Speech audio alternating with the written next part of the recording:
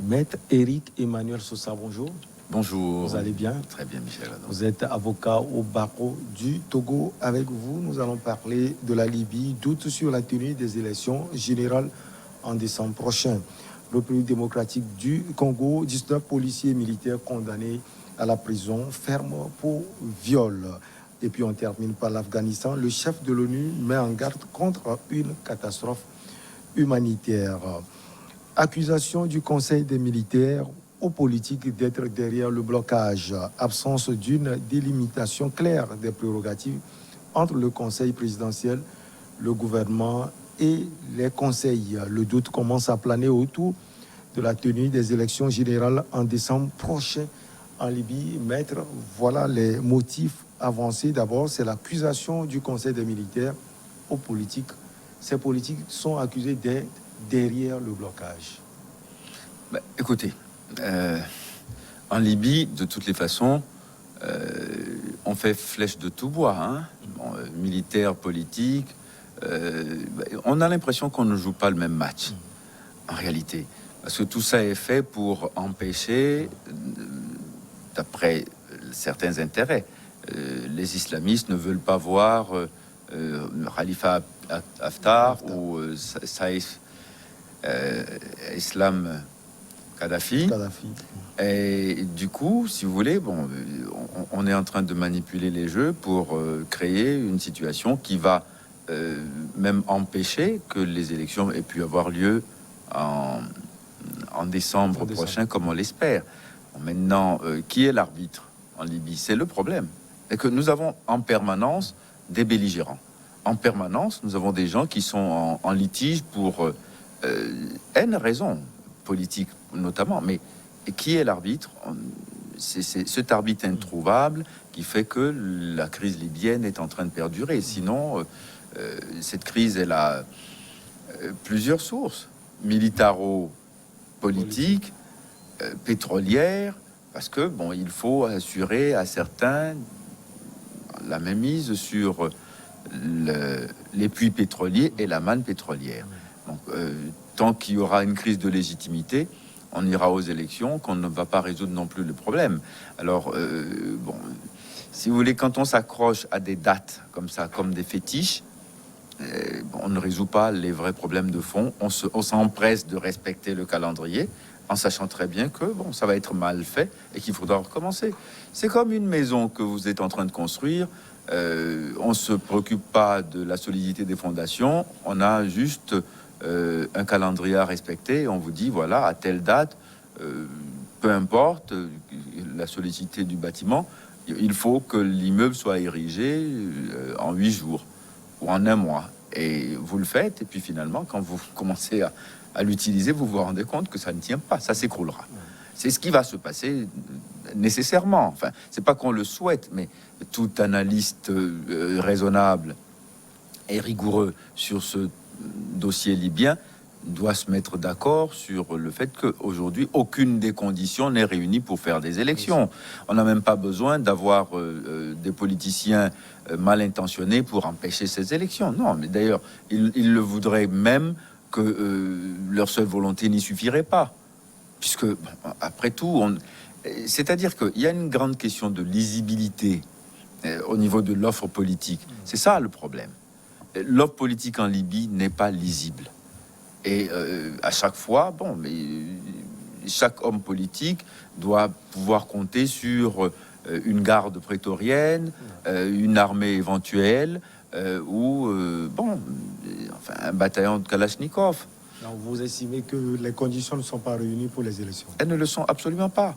Ne voilons pas la face. Là aussi, c'est vrai, on est en train d'y aller au forceps. Ça fait 11 ans, 10 ans exactement, que la Libye est dans cette situation. 11 ans si on compte la période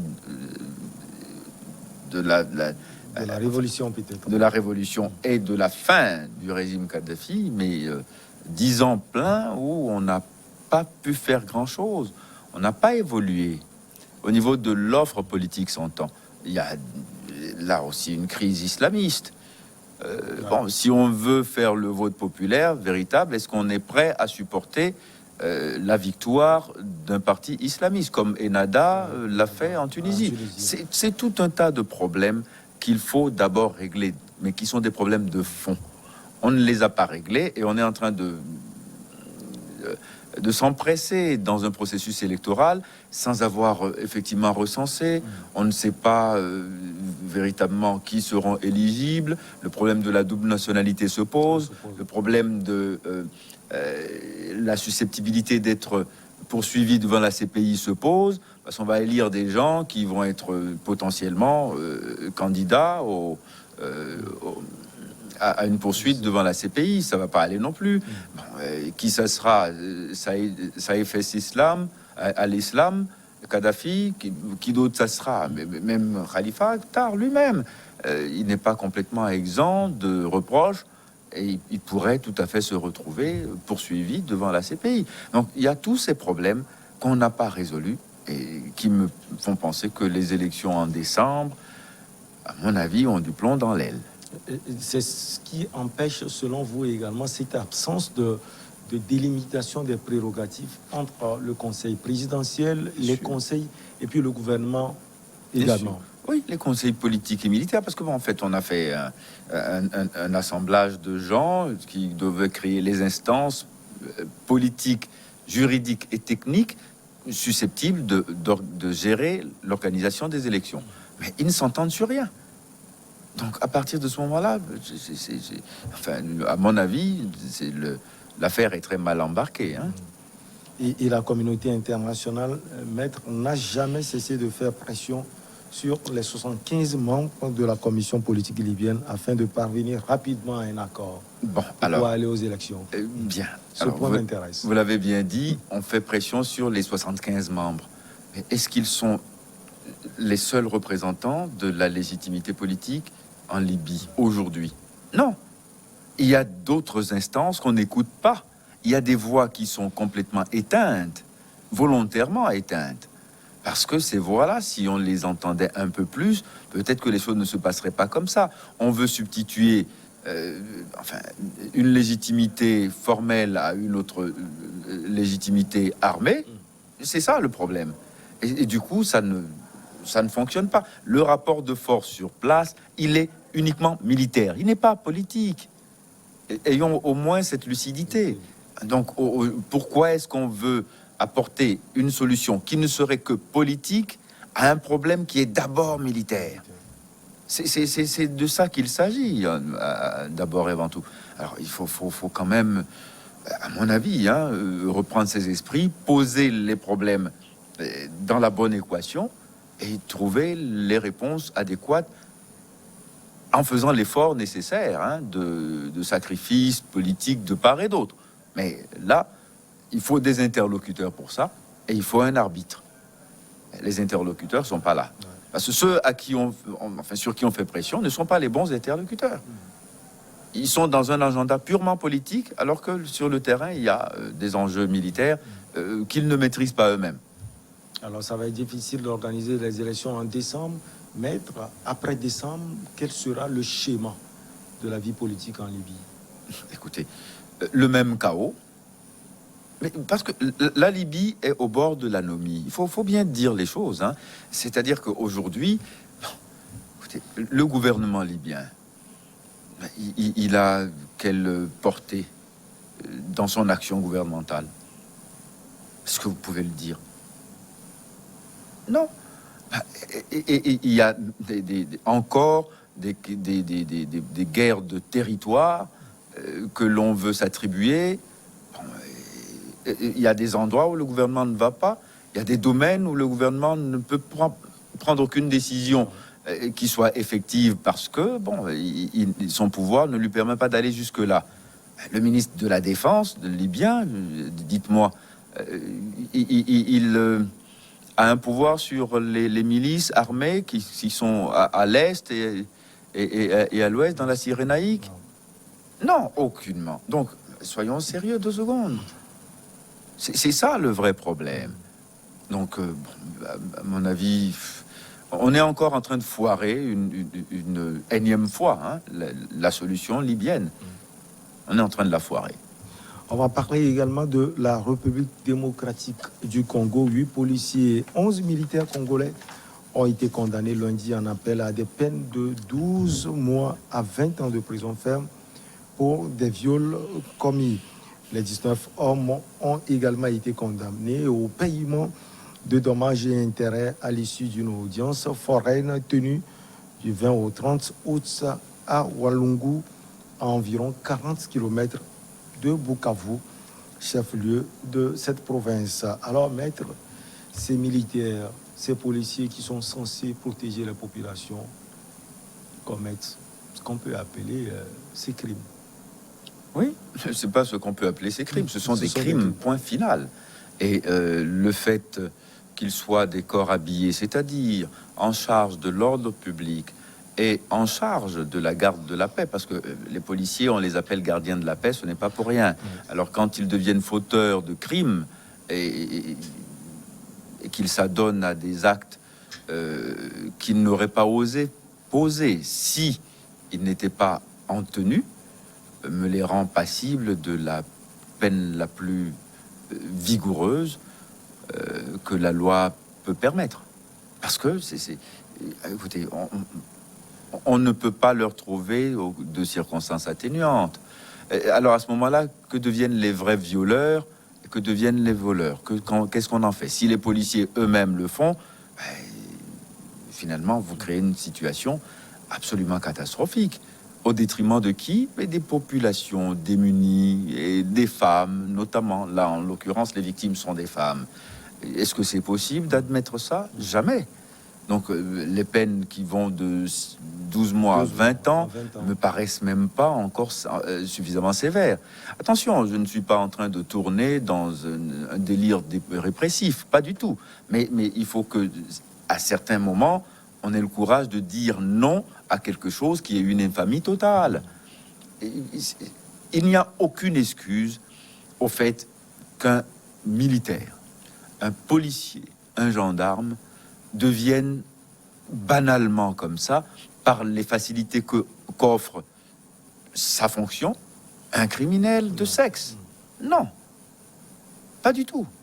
De la même façon que quand il utilise la force de façon excessive sur des gens qui ne représentent pas un vrai danger pour lui, il est punissable.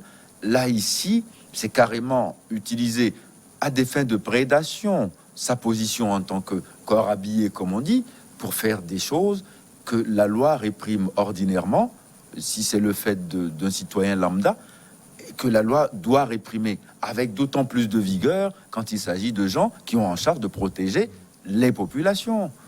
Donc c'est absolument inacceptable. Vous pensez que ce procès est un signe envoyé à ces militaires qui sont dans l'impunité totale en République démocratique? C'est bien le problème, oui, c'est vrai. Il y a ce sentiment d'impunité que Denis Mukwege a dénoncé plusieurs fois. Vous vous rendez compte, Denis Mukwege, qui est un médecin gynécologue, qui a créé un hôpital pour protéger et soigner les femmes, est menacé dans cet hôpital même, où il ne fait rien de mal. Tout ce qu'il fait, c'est soigner les femmes qui sont brisées par les viols dont elles sont victimes de la part de ces gens. C'est-à-dire qu'en fait, on fait la guerre et quand des femmes se trouvent sur le passage, il faut les ramasser. La première chose qu'on veut faire, c'est se défouler. Et bon, voilà, c'est comme nous sommes en guerre, nous pouvons nous permettre ça au moins. Ça devient un butin du moment, le butin du plaisir, quoi. Non, c'est absolument ignoble. Et je pense que non, 20 ans de réclusion criminelle ne me paraissent même pas assez sévères. Mais quand on parle de 12 mois à 20 ans, ça veut dire quoi concrètement? Certains auront 12 mois. Oui, bon, en fonction des responsabilités pénales établies, on a condamné certains à des peines plus sévères que d'autres. Oui, il y a une gradation. Je ne sais pas du tout comment est-ce que c'est réparti parce que j'ai pas assisté ou écouté le verdict dans son énoncé, mais c'est bien ce que ça veut dire. Certains ont pris 12 mois. D'autres ont pris 20 ans. Mais dans tous les cas, ça me paraît extrêmement clément. Oui, maître, on remarque depuis quelque temps que la gouvernance du président Antoine Félix Tshisekedi sévit véritablement. Il y a eu 2 ministres de la Santé qui sont en prison pour détournement de fonds. Et puis ce procès, cela prouve à suffisance que le président Félix Antoine Tshisekedi se démarque des anciennes habitudes politiques. Bon, écoutez, sous la gouvernance du président Joseph Kabila aussi, il y a eu des procès. Hein, donc, en soi, c'est pas une nouveauté en RDC. Non, il faut pas à chaque fois qu'on politise la chose en faisant croire que maintenant on va voir ce qu'on va voir, on va mieux respecter les lois. Non. Et ça fait longtemps qu'il est là, c'est-à-dire 2 ans déjà. Et dans le Kivu, les choses ne se redressent pas. On y a mis l'état-major, ce n'est pas réglé. Une région, simplement une région de ce Congo gigantesque est toujours problématique. Et on n'arrive pas à régler ça depuis 20 ans. Souvenez-vous quand même que c'est par cet est, le sud-est du Congo, que les rebelles de la FDL sont arrivés et qu'ils ont pris le pouvoir à Kinshasa. On nous a dit que c'était Banyamulenge. On nous a dit oui, c'est des Congolais rwandophones. Je ne sais pas ce que ça veut dire Congolais rwandophones, mais bon, on nous a fait avaler ça aussi. Au niveau de la communication internationale, c'est passé comme une lettre à la poste. Bon, ok, on a créé de nouvelles ethnies, de nouvelles races de Congolais. Bon, rwandophones, pourquoi pas. Et puis, bon, finalement, on s'est rendu compte que non, il n'en était rien, et que c'était un prétexte pour permettre à l'armée rwandaise de venir s'installer à Kinshasa. C'est ce qui s'est passé, c'est comme ça que Kabila est arrivé, aidé par les Rwandais. Bon. Et depuis, dans cette région, la petite région, où effectivement il y a des minerais, où effectivement il y a des intérêts nombreux et étrangers qui pillent, alors il faut que les femmes en fassent les frais de la part de ceux qui sont censés les protéger. Et on vient dire que bon, mais c'est nouveau, on réprime. Non, il faut y déployer toute la force disponible pour que ça cesse. Guerre du Kivu, mais qu'est-ce que c'est que cette blague? Ils sont combien? Ils sont combien? Mais on ne le sait pas. Et attendez, c'est le seul endroit du Congo qui pose problème aujourd'hui, si on est sérieux et qu'on analyse les choses à froid. Dans les autres provinces de ce magnifique pays, on vaque, on vit. Difficilement, mais on vit. Mais là, le Kivu, l'Est Kivu, Sud Kivu, c'est toujours la même chose. Et ça pose quand même un sérieux problème, non? Selon vous, pourquoi cette zone n'est pas aussi protégée? C'est bien ce que je suis en train de dire. On a une armée. On sait que le problème est circonscrit à une région. Et on a autant de mal à venir à bout. Autant de mal à venir à bout.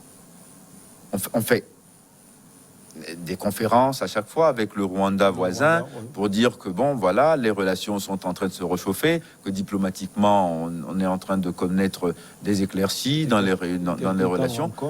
Oui. Et puis, bon, on n'arrive pas à régler le problème frontalier.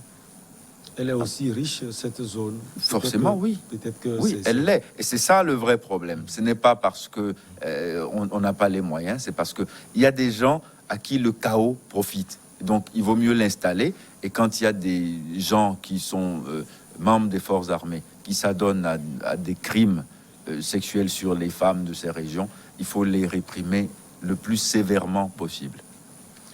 Maître, on termine donc par le dernier sujet portant sur l'Afghanistan. Antonio Guterres a rappelé que la moitié de la population afghane a besoin d'aide pour manger et demander un financement adéquat pour aider cette population. Une catastrophe humanitaire se profile, a annoncé le chef de l'ONU dans un communiqué. Le secrétaire général donc a mis en garde mardi contre les drames à venir en Afghanistan, évoquant l'aggravation de la crise humanitaire et économique et la menace d'un effondrement total des services de base. Ça, c'est l'alerte donnée par Antonio Guterres, maître Éric Emmanuel Sosa. Oui, nous l'avons entendu. Et maintenant, nous attendons de leur part des solutions. Parce que vous pensez que la solution va venir de l'ONU? je ne dis pas ça, pas du tout. L'ONU a montré à chaque fois son impotence à régler ce genre de problème. Donc non, s'il s'agit d'aller larguer des aliments et des kits alimentaires avec des biscuits fortifiés en protéines pour protéger les gens, ils savent faire. Mais le vrai problème auquel on est confronté en Afghanistan, on vous dit qu'un Afghan sur 3 ne sait pas d'où viendra son prochain repas. Bon, comment on en est arrivé là? Et donc ces talibans, ils ont comme projet de génocider la population afghane. Ils ont comme ambition politique principale d'éliminer la plupart des populations afghanes. Je ne pense pas que ce soit ça. Je ne suis pas sûr que ce soit leur projet fondamental. On n'aime pas ce qu'ils représentent en Occident. On n'aime pas ce qu'ils représentent parce qu'on considère qu'ils sont le fief de Daesh. Et que des organisations terroristes ont trouvé sanctuaire dans leur pays. On a passé 20 ans à combattre cela. On était sous cette doxa. On a passé 20 ans et 2 000 milliards de dollars après et 2000 soldats américains tués après. On n'a toujours pas trouvé la solution. Et maintenant, on dit, écoutez, on évacue le terrain. Qu'est-ce qu'on a fait pendant toute cette période-là pour que les talibans venus au pouvoir deviennent aussi épouvantables aujourd'hui qu'ils ne l'étaient avant? Personne n'a imaginé que si l'armée américaine s'en va, forcément il y aura un problème et que quand les talibans vont venir, ils vont exercer le pouvoir dans leur entendement, selon leurs normes à eux. Mais leurs normes à eux ne me semblent pas contenir le projet d'affamer leur population. Donc, on peut ne pas les aimer, mais quand il s'agit de la survie humanitaire, on peut trouver d'autres solutions. On peut essayer d'organiser avec eux des possibilités de sauver des vies. Parce que quand j'entends dire « Ah non, nous, on ne va pas avoir de contact avec les talibans. On va être radical, on n'aura pas de contact diplomatique. » Aujourd'hui, on est en train de se rendre compte que non, finalement, ils sont au pouvoir. Hein. Donc, il va falloir leur parler quand même. Et vos avions, pour pouvoir larguer de la nourriture, il va falloir qu'ils obtiennent quand même des droits de survol aérien. Et s'ils ne vous les donnent pas, si vous osez traverser l'espace aérien, ils peuvent tout à fait, s'ils ont la capacité militaire pour cela, vous bombarder. Donc, soyons sérieux. Ils vont dire, oui, mais ce sont des avions de l'ONU, etc. Mais les talibans, on a déjà vu, dans l'exercice du pouvoir. Ils s'en fichent. Alors, sur cette question humanitaire, maître, ou bien je vous ai coupé, allez-y. Non, ils s'en fichent. Alors, sur cette question humanitaire, qu'est-ce qu'il faut faire concrètement? Comment résoudre ce problème? Je pense qu'il faut quand même que l'alerte de M. Ramon Gutiérrez Antonio Guterres, soit entendue et que on parle aux gens qui sont actuellement à Kaboul et qu'on élabore avec eux des stratégies pour éviter la catastrophe humanitaire. Oui, ça, c'est obligatoire. Maintenant, tout dépend si on fait de la politique, si on fait de la diplomatie ou si on fait du secours humanitaire. Ça fait trois choses qui, à chaque fois, ont des ressorts totalement différents. Les gens disent que ces talibans sont aux antipodes des autres qu'on a déjà connus il y a de cela 20 ans. Vous pensez que ça va être du beurre de ils sont aux antipodes. Je ne sais pas à quoi on le reconnaît, mais au niveau de la communication, ils ont un esprit très ouvert. Ah, mais en 20 ans, vous savez, chaque enfant qui est né il y a 20 ans a grandi un peu. Et vous voyez, ils ont passé le stade anal, etc. Ils ont évolué, ils ont passé leur adolescence. Et maintenant, ils sont en pleine maturité. Et ils comprennent tous les rouages de la communication moderne. Et bon, ils savent que le Taliban 2.0 est différent du Taliban d'il y a 20 ans, du siècle dernier. Donc du coup, effectivement, il y a moyen de leur parler. Et ça va faciliter cela, la prise de langue avec eux. Enfin, de toutes les façons, qui a intérêt? La communauté internationale? Les deux parties. Bon, très bien, parce que si les gens sont affamés et qu'ils meurent comme des mouches, eux aussi seront impopulaires et ils risquent d'avoir des problèmes. Donc, ils veulent avoir une image positive. Donc, si on veut, c'est pour ça que je dis, si on veut faire de l'humanitaire, il faut s'y prendre différemment. Il faut leur parler et leur expliquer comment on veut aider les populations qui vont être mises à mal par la crise politico-militaire qui est en train de s'engager.